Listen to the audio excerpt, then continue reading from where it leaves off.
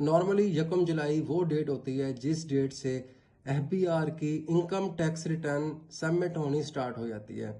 लेकिन चूंकि हर साल एफबीआर अपने सिस्टम को अपडेट करने के लिए 10 से 15 दिन का टाइम सीक करता है, लेकिन इस साल एफबीआर अपने सिस्टम को थॉरोली चेंज कर रहा था, इसलिए अपडेट करने में उससे ज़्यादा टाइम लगा है।